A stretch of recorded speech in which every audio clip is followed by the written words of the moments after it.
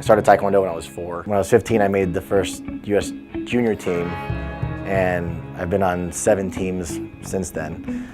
In 2004, we won the World Championships in South Korea, and then all of a sudden, just like that, it was done.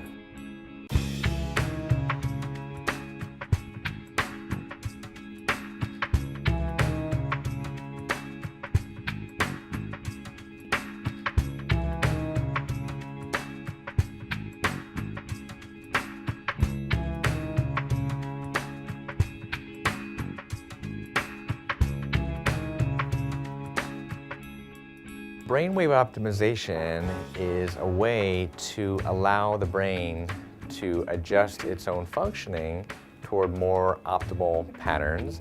And the way we do that is to allow the brain to perceive its own functioning in a kind of an electronic auditory mirror, if you will. And what I mean by that is that we actually read brainwave activity from both sides of the brain in real time.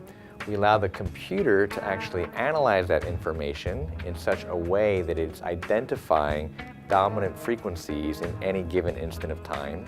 Those dominant frequencies are translated by very sophisticated software algorithms into musical tones. These musical tones come back to the individual through standard earbud headphones, and so in essence, a person is listening to their own brain music.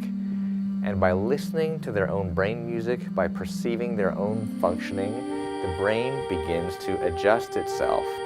So it's a pretty straightforward technology at the end of the day, and we have found that it is useful for a wide variety of conditions, because just as a rising tide lifts all boats, well, we find that balance and harmony in the brain can relieve a wide variety of conditions. So the experience this morning, sat down, got hooked up, I don't know if there's a better term for it, but going through the assessment portion of it, and it was interesting, just there's the different ways that your brain gets measured. Next graphs I want to look at is this area, our temporal lobes. And as you can see, there's also another significant split with the right side dominating the left. Yeah. This is the thing with the temporal lobes. They're very important because, and it's this part here, it gives us access to our autonomic nervous system. Everything that your body does naturally, heart regulation, blood pressure, breathing, is all regulated in these areas. Mm-hmm. And then when we got into the actual session, it's interesting just noticing what your body's doing at the same time. So I'll get like a sensation that'll be just on one side of my body, or I'll get, I'll have my foot would twitch or something. And then also when I got to watch the screen, it was cool to see what your brain was doing as it was doing it. There was a moment where I went to grab my glasses and put my glasses on so I could see the screen, and then the 2 little lines went up off the chart, and then they came back down on the chart. So there's it's cool to see it in action, see it actually happening, and how sensitive the sensors and everything actually are.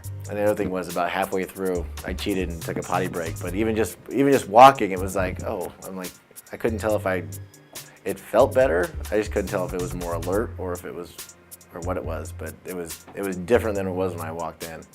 So far so good.